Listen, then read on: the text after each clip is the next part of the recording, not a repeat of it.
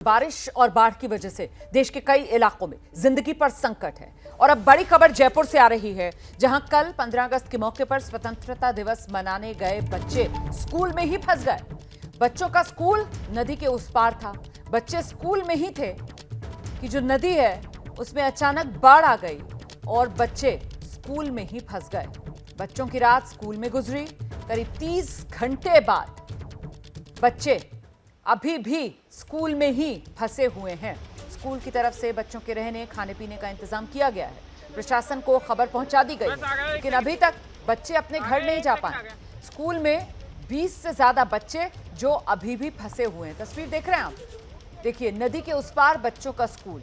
ये मासी नदी है और अचानक से इस मासी नदी में बारिश की वजह से पानी का बहाव तेज हो गया और बच्चे जो कल 15 अगस्त के मौके पर स्वतंत्रता दिवस के कार्यक्रम में शामिल होने के लिए अपने स्कूल पहुंचे थे, वो स्कूल में ही फंस के रह गए।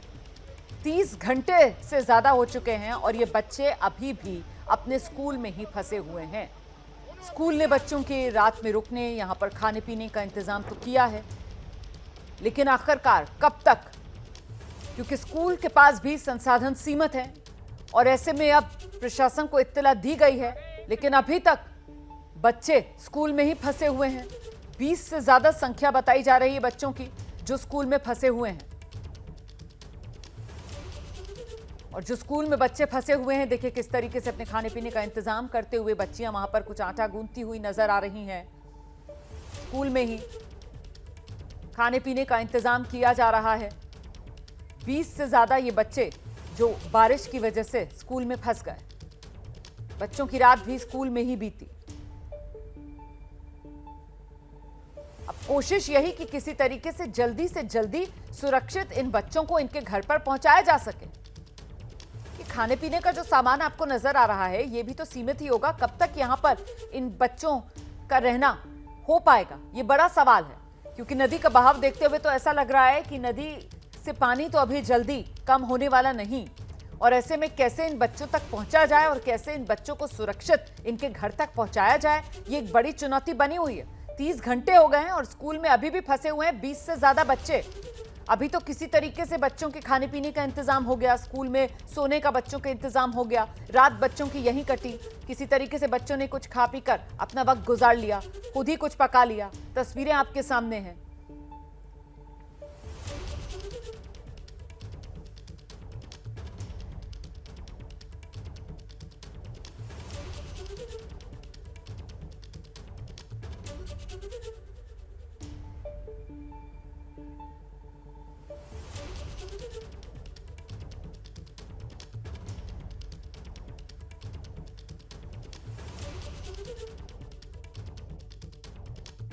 बयालीस बच्चे हैं वहाँ पे। मेरी बच्ची है 7वीं क्लास में, राधिका बुआड़िया नाम है। सुबह बात हुई थी तो सुबह रोने लग गई वो। अच्छा। कि पापा मेरे को सुबह पूरी रात नींद नहीं आई। इस पानी से न तो हम अंदर जा सकते हैं न वो आ सकते हैं।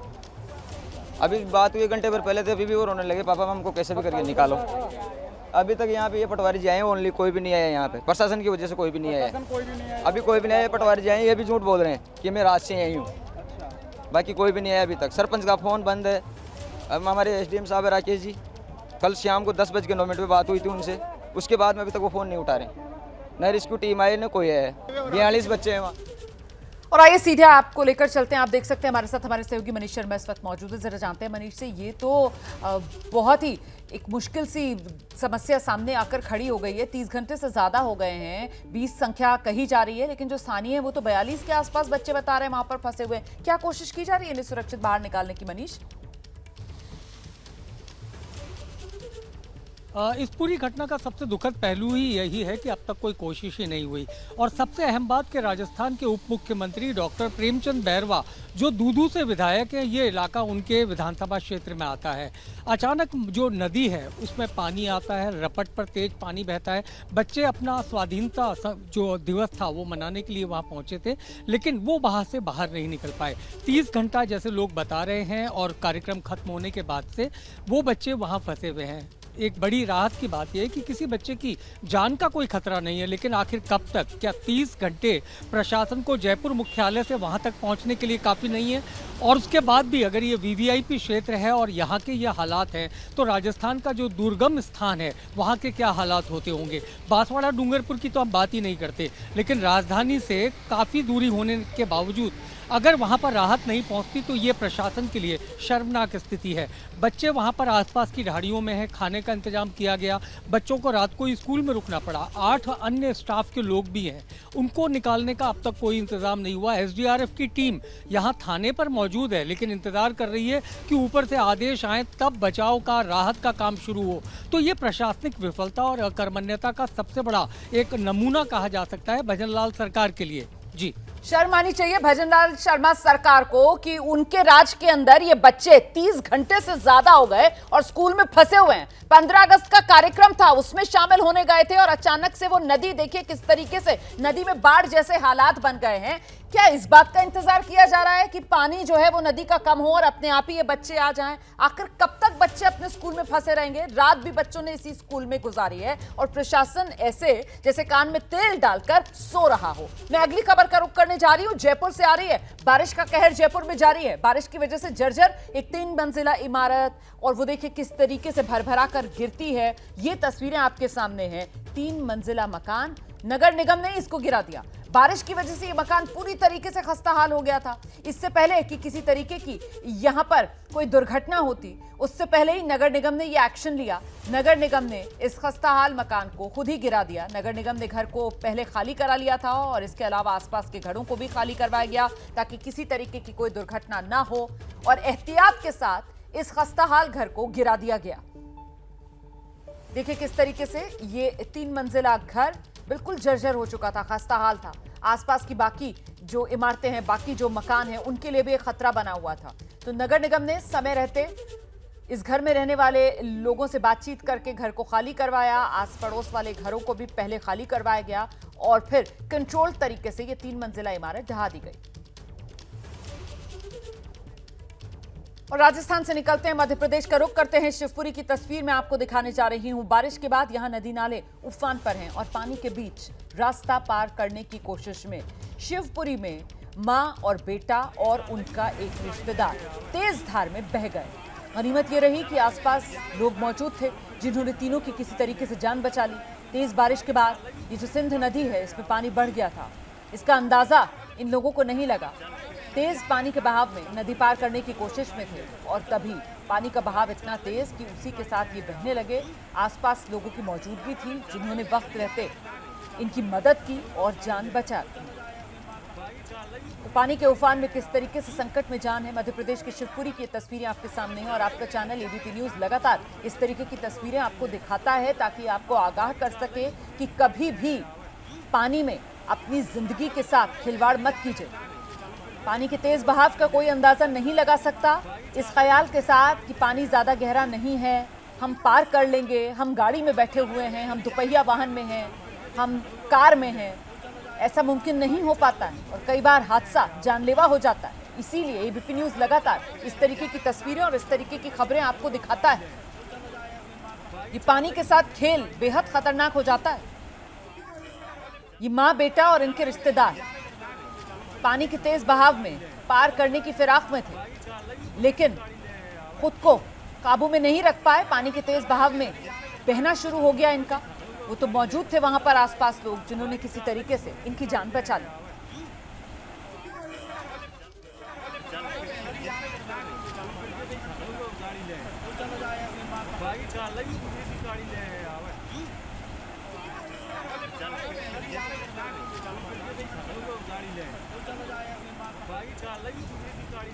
मध्य प्रदेश की ये तस्वीर है, एक बार फिर से आपको बताती हूँ। शिवपुरी की ये तस्वीर है। यहाँ पर माँ, बेटा, उनका एक रिश्तेदार ये उफनती नदी पार करने की कोशिश में थे और तभी पानी के बहाव में घिर गए। गनीमत ये रही आसपास लोग मौजूद थे और उन्होंने इनकी जान बचा ली। आगे बढ़ते हैं, महाराष्ट्र आपको लेकर चलती हूँ। सोलापुर, तेज बारिश के बाद यहाँ हालात बद से बदतर हो गए।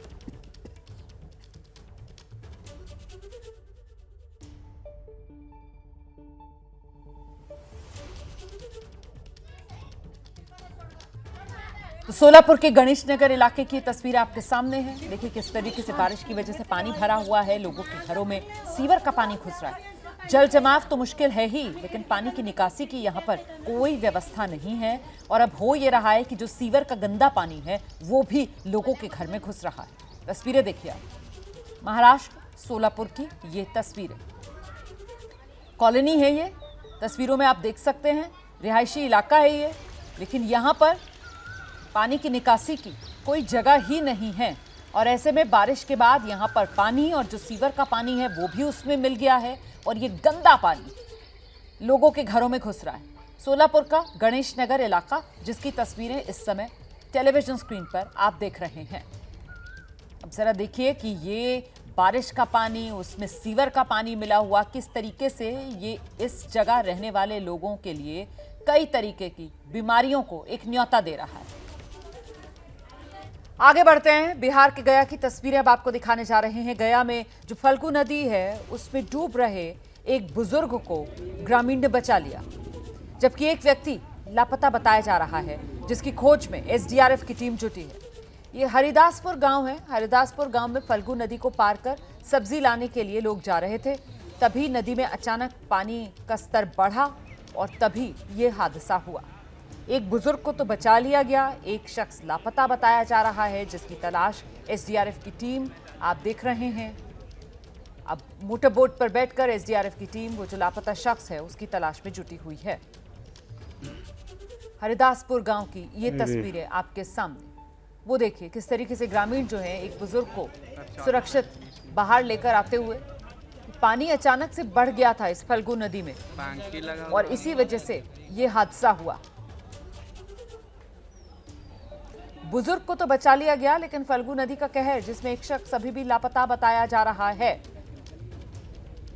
हरिदासपुर गांव, ये ग्रामीण लोग हैं और सब्जी लेने के लिए जा रहे थे और तभी अचानक से फल्गु नदी में जो पानी का तेज बहाव आया उसमें ही ये घिर गए।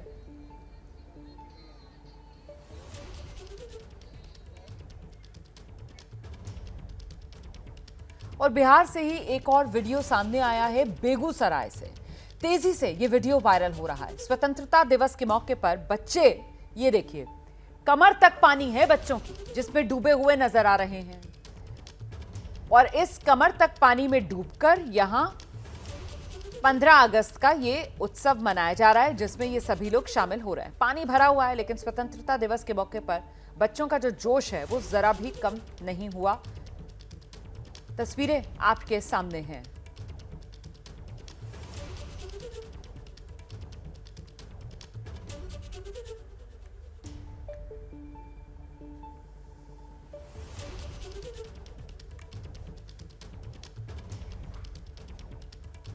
और अब एक और बड़ी खबर आपको बताते हैं। उत्तराखंड से इस वक्त जानकारी ये मिल रही है, केदारनाथ रूट पर मलबे में दबे मिले हैं 3 शव। लिंचोली में मलबा जब हटाया जा रहा था उस समय ये 3 शव बरामद हुए हैं। केदारनाथ रूट पर 31 जुलाई को आपदा आई थी, 15,000 लोगों का रेस्क्यू कर लिया गया था। अभी भी कई लोग लापता हैं और अब 3 शव इस मलबे के भीतर से बरामद हुए हैं।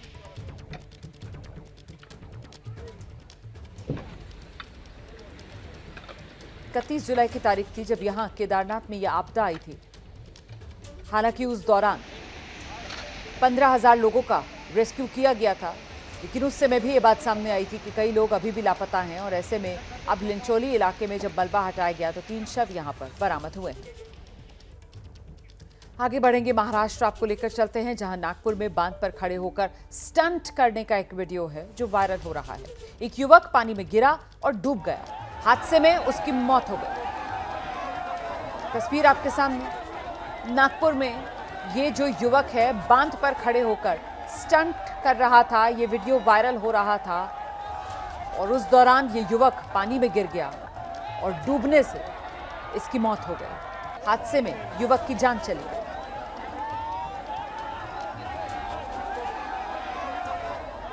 इस तरीके के स्टंट जो हैं वो जानलेवा साबित होते हैं। अपनी जान पर खेलकर ये जो वीडियो बनाने का एक क्रेज है, ये लोगों के लिए जानलेवा साबित हो रहा है। इसको लेकर भी एबीपी न्यूज लगातार आपको आगाह करता है, सतर्क करता है। और देखिए किस तरीके से ये जो खेल खेल रहा था ये युवक, स्टंट कर रहा था उसका वीडियो बना रहा था, बांध पर खड़ा होकर देखिए कैसे स्टंट करता है, लेकिन देखते ही देखते उसकी जान चली जाती है।